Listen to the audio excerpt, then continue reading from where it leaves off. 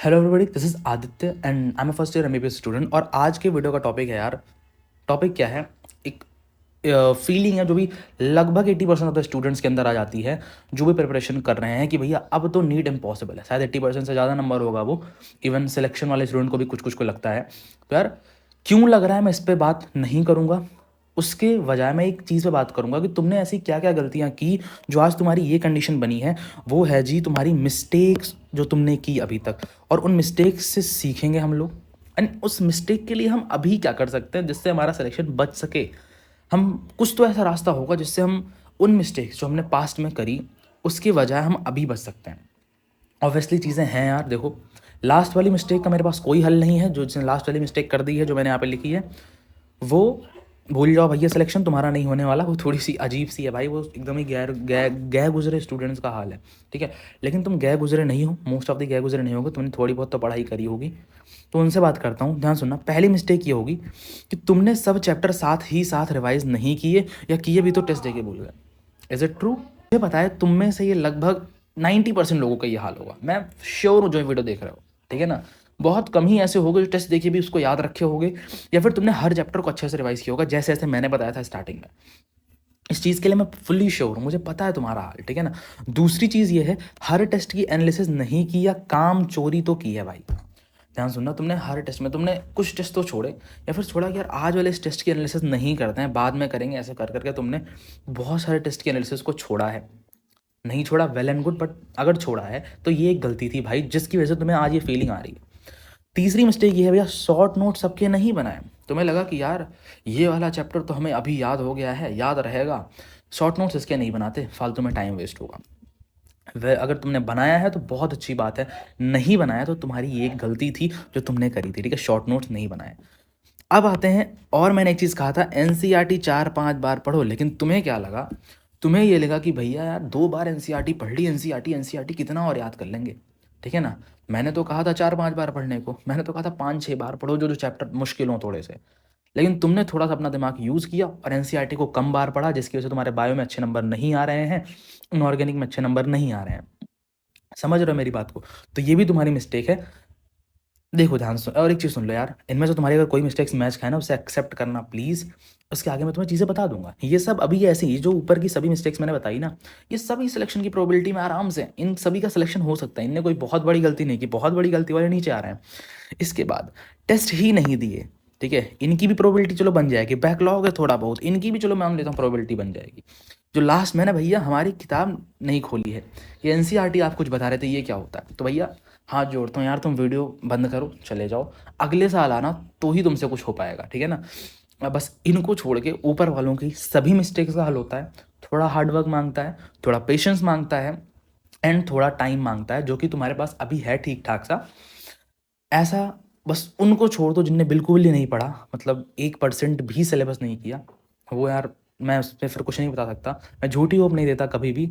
जो चीज़ें पॉसिबल हैं उसी पे बात कर सकता हूँ, ठीक है।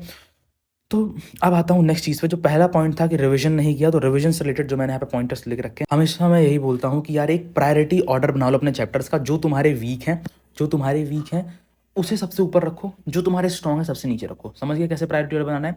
वीकर टू स्ट्रॉन्गर, यानी कि तुम्हें वीकर चैप्टर्स को पहले रिवाइज करते हुए जाना है। रिवाइज कैसे करना है उसके बारे में बात करूंगा, कि अभी इस कम टाइम फ्रेम में हम कैसे रिवाइज करें कि चीज़ें थोड़ी जल्दी हो, हम फालतू का तो कहीं रिवाइज ना करते बैठ जाएं। उसके लिए भी मैंने तुम्हें यहाँ पे चीज़ें डिसाइड करके दी हैं। What to revise now, physics physical chemistry में ना तुम्हें क्या करना होगा भाई साहब, फॉर्मूला बेस्ड रिविजन करना होगा। लाइक तुम खोलो, तुम शॉर्ट नोट्स होंगे तुम्हारे पास, नहीं है तो मेरे टेलीग्राम पे मेरे पड़े हैं जिसमें फॉर्मूलाज भरे पड़े हैं। फॉर्मूलाज रिवाइज करो, और बैक ऑफ द माइंड में तुम उसके रिकॉल करो कि इस फॉर्मूला के पीछे का कॉन्सेप्ट क्या था। आ रहा है वेल एंड गुड, नहीं आता तो तुम जाओ थोड़ा सा नोट्स पढ़ो और फिर आ जाओ फॉर्मूलाज पे। एंड देन इसके बाद तुम्हें क्या करना पड़ेगा, क्वेश्चन प्रैक्टिस करनी होगी। कहीं से भी 50-100 क्वेश्चन उठाना उस चैप्टर के कर लेना। फिजिक्स और फिजिकल केमिस्ट्री में इस टाइम फ्रेम में तुम यही चीज़ें कर सकते हो। उसके अलावा तुम कुछ करने जाओगे तो तुम भाई मतलब फिर तुम्हारे लिए मुश्किल होगा। लेकिन ये चीज़ उन पे नहीं वैलिड होती जो बहुत कायदे से पढ़ते हुए आ रहे हैं, हर चीज़ पढ़ी है, उनने अपने शॉर्ट नोट्स खुद के बनाए हैं, उनने अपनी कॉन्सेप्ट्स की मार्किंग खुद करी, उन्हें क्या पढ़ना है क्या नहीं पढ़ना। तो यार तुम वही चीज़ें करना, तुम ये चीज़ें मत करना, ठीक है। लेकिन जो ये वाले हैं जिनको इम्पॉसिबल सी चीज़ें लग रही हैं, तो वो ये चीज़ पे ध्यान देना कि शॉर्ट नोट्स का जो है मतलब उनसे फॉर्मूलाज उठाना और उन्हें रिवाइज करना, बैक ऑफ द माइंड में कॉन्सेप्ट लाना। आता है नहीं आएगा तो तुम्हें जाना है नोट्स पढ़ने हैं, या फिर जहाँ भी वो कॉन्सेप्ट तुम्हें बताया गया है, टीचर के लेक्चर खोल लेने हैं, कुछ भी करना है, वो कॉन्सेप्ट तुम्हें आना चाहिए। मेन चीज़ यही होती है फिजिक्स और फिजिकल केमिस्ट्री में, ठीक है। एंड नेक्स्ट थिंग आती है फिर बायोलॉजी में। बायोलॉजी में तुम्हें सिर्फ और सिर्फ एनसीईआरटी करनी है, ये मैं हमेशा से बताते आया हूँ। और अब तो तुम नोट्स या फिर कहीं अदर से बहुत ज़्यादा क्वेश्चन प्रैक्टिस पे चल ही नहीं सकते। पहला तुम्हारा ये टारगेट होना चाहिए कि 4-5 बार एनसीईआरटी तो करनी है। मुझसे कुछ अभी भैया क्वेश्चन सॉल्विंग, मतलब समझ लो क्वेश्चन सॉल्विंग थोड़ी सी उसकी टेंशन तुम कम लो अभी, कि मैंने इतने क्वेश्चन कम किए, बायो में इतने ही कर बैठा हूँ, नहीं अभी इसकी टेंशन मत लो। अभी टेंशन सिर्फ तुम्हारे दिमाग में एक चीज़ की होनी चाहिए कि क्या मैंने फोटोसिंथेसिस चैप्टर को 3 से 4 बार रीडिंग ली, क्या मैं ये बता सकता हूँ कि उस चैप्टर में ये वाला टॉपिक, ये लाइन, ये कहाँ है। इस तरीके से जब तक तुम्हारी एनसीईआरटी प्रिपेयर नहीं हो जाती तब तक तुम्हें क्वेश्चन की तरफ देखना भी नहीं है। मेरी बात ध्यान से सुन लेना। तो एनसीईआरटी करनी है। एंड इनऑर्गेनिक का रिविजन कब तुम मानोगे ये डन हो गया, ध्यान सुनना यार। इसकी एनसीईआरटी थोड़ा अब पढ़ना मुश्किल होता है, मतलब it is little bit of hard. मैं तो कहता हूँ एक अच्छा सा टीचर पकड़ो, एक अच्छे से टीचर के नोट्स देखो एंड क्वेश्चन सॉल्विंग कर लो उसके साथ साथ। यानी एक प्यारे से टीचर से मोहित दादी सर, रिस्पेक्टेड मोहित दादी सर हमारे हैं, उनके नोट्स भाई मतलब सारी चीज़ें आ गई थी जो इस बार नए नए सिलेबस में जुड़े थे, पी ब्लॉक वगैरह सब कुछ, कुछ भी नहीं छूटा था पेपर के लिए, तो उनके नोट्स थोड़े अच्छे हैं। और एक सर थे, उनका नाम नहीं आता रहा, बट हाँ मैंने इनसे किया था तो मुझे इनका याद है। इनसे कर सकते हो, ठीक है। इनके नोट्स उठाना या फिर इनसे पढ़ रखा है तो बहुत अच्छी बात है, तुम्हारे लिए और आसानी होगी। इनसे पढ़ लेना और एनसीईआरटी कुछ कुछ चैप्टर्स की जो तुम्हें लगे कि हाँ ये इंपॉर्टेंट है, सर लोग बताएं, वो कर लेना। अब आते हैं कि तुमने एक और मिस्टेक करी होगी कि टेस्ट एनालिसिस तुमने बहुत बार बोलने पे भी नहीं की, थोड़ा सा अपना दिमाग लगाया। कोई बात नहीं, अब कर लो। टेस्ट रखे होंगे पुराने, या तुम ऑनलाइन दे देते तो ऐप में तुम्हारे पुराने टेस्ट खुलते होंगे, पड़े होंगे, ठीक है ना। तो वहाँ पे अब जाओ, अभी एनालाइज करो, जो जो चीज़ें गलत हुई वो देखो क्या अभी भी तुमसे गलत हो रही हैं। और बहुत ज़्यादा टाइम कंज्यूमिंग प्रोसेस नहीं है ब्रो ये। तुम दिन का अगर इस चीज़ को आधे 1 घंटे भी देते हो ना, मोर देन सफिशिएंट होगा, ठीक है ना। क्योंकि एक क्वेश्चन पेपर में तुम्हारे मैक्सिमम मान चलता हूँ 20 गलत होंगे यार। 20 क्वेश्चन में तुम्हें 1 घंटे से ज़्यादा टाइम नहीं लगने वाला। कहीं पे तुम्हें लगे कि कॉन्सेप्चुअली एरर है तो तुम्हें उसे जाके लेक्चर में या नोट्स में अच्छे से समझ के आना है, ठीक है। तो अब यही है काम कि तुम्हारी काम चोरी का नतीजा है जो तुम्हें अभी सारे टेस्ट उठा के इकट्ठे करने होंगे। ये तुम्हें करना पड़ेगा, ये एक मस्ट टू डू थिंग है, ध्यान रखना। और आगे भी जितने टेस्ट आएंगे, खासकर फुल सिलेबस टेस्ट की, तो पूरी एनालिसिस अच्छे से करना, ठीक है ना। अब आते हैं वो मिस्टेक वाले जिनने बहुत तगड़ी मिस्टेक करी भैया कि बैकलॉग है, हमारा तो पूरा लेक्चर्स ही नहीं हो पाए हैं, अभी हम बैकलॉग में थोड़ा सा चल रहे हैं। तो यार इनके लिए मैं एक ही चीज़ बता सकता हूँ कि यार देखो कुछ चीज़ों के लिए एट दिस टाइम तुम्हें वन शॉट्स का यूज़ करना पड़ेगा। अब बिना वन शॉट्स के काम नहीं चलने वाला। मैं पहले कहता था कि वन शॉट्स को प्रेफर ना करो, बट हाँ मैं कुछ सब्जेक्ट्स के लिए, कुछ टॉपिक्स के लिए तुम्हें बता देता हूँ कि इन चीज़ों के लिए तुम अभी वन शॉट से ही करो, क्योंकि और कोई पॉसिबिलिटी बनती नहीं है तुम्हारी। पहला ये है बायोलॉजी, मैंने कुछ टीचर्स के नाम दिए जिनके तुम वन शॉट्स प्रेफर कर सकते हो। इनऑर्गेनिक में तुम वन शॉट प्रेफर कर सकते हो, और कुछ चैप्टर्स होते हैं फिजिकल केमिस्ट्री, तुम उनके लिए कर सकते हो। कुछ चैप्टर्स में जैसे कि थोड़े से थ्योरेटिकल वाले, लेके एटॉमिक स्ट्रक्चर तुम इससे कर लो, ठीक है ना, इलेक्ट्रोकेमिस्ट्री तुम इससे कर लो, सॉल्यूशन वन शॉट से कर लो। ऐसे कुछ चैप्टर जो होंगे, मोल कॉन्सेप्ट भी चलो तुम वन शॉट से ही कर लो, क्योंकि तुम उसे स्टार्टिंग में कहीं ना कहीं अच्छे से पढ़ाई होगा तुमने, ठीक है ना।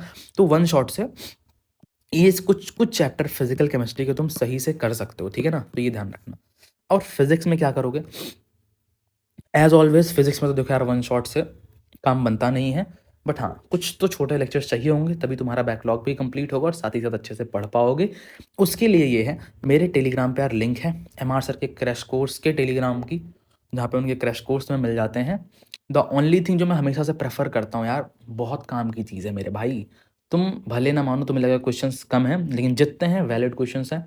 उसके अलावा तुम क्वेश्चन कहीं से अरेंज कर लेना, बट कॉन्सेप्ट उसमें कोई नहीं छूटा है। द मोस्ट इंपॉर्टेंट थिंग जो तुम्हें चाहिए होती है फिजिक्स में, ठीक है ना, तो वो चीज़ है। और अब आता है तुम्हारा एक टारगेट जो मैं तुम्हें यहाँ पे देना चाहता हूँ, and the most important thing is कि पूरी बायो अदर सब्जेक्ट्स में दिसंबर एंड तक जहाँ तक तुम्हारा सिलेबस हुआ है वो complete it till January and, मुझे चाहिए कि तुम ये सारी चीज़ें कर, रिविजन कम से कम एक बार। बायोलॉजी का फुल बायो मैंने बोला है, कुछ अच्छे चैप्टर्स का 2 से 3 बार रिविजन करके डन कर लेना। You have no option. अगर तुम ये नहीं कर पाते हो, you are not in the race of preparation, ये ध्यान रखना।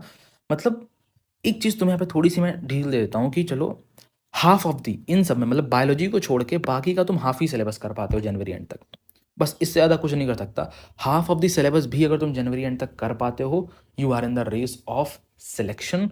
तभी तुम रेस ऑफ सिलेक्शन में हो, वरना तुम रेस ऑफ सिलेक्शन से ही बाहर हो। ठीक है, ये थोड़ा सा टफ वर्ड्स लगेंगे, बट यार दैट इज वॉट इज।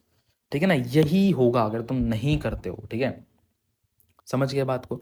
और यार मैं थोड़ा सा इंस्टाग्राम पे रेगुलर हूँ, तो तुम वहाँ पे मुझे लाइक मैं वहाँ पे स्टोरी वगैरह से तुमको बताता रहूँगा इस चैलेंज के बारे में कि कब तक तुम्हें करना है। मैं वहीं तुम्हें नोटिफाई करूँगा, और कुछ इंपॉर्टेंट नोटिफिकेशंस होते हैं जो मैं इंस्टाग्राम की स्टोरी पे डाल के देता हूँ, तो तुम मुझे वहाँ फॉलो कर सकते हो। डिस्क्रिप्शन में जाओगे, मेरी इंस्टाग्राम की लिंक मिल जाती है, मुझे वहाँ से जाकर तुम फॉलो कर सकते हो। यार इस वीडियो में इतना ही, मिलता है आपको अगले व्लॉग में। तब सॉरी, व्लॉग में वहाँ ज़्यादा बनाता हूँ इंस्टाग्राम पे, तो व्लॉग नहीं करता है। यार इस वीडियो में इतना ही, मिलता है आपको अगले वीडियो में। तब तक के लिए bye bye and take care and best of luck for your NEET exam, and ये चैलेंज के लिए बेस्ट ऑफ लक। मुझे बताओ तुम करके आओगे, ठीक है ना। Bye bye.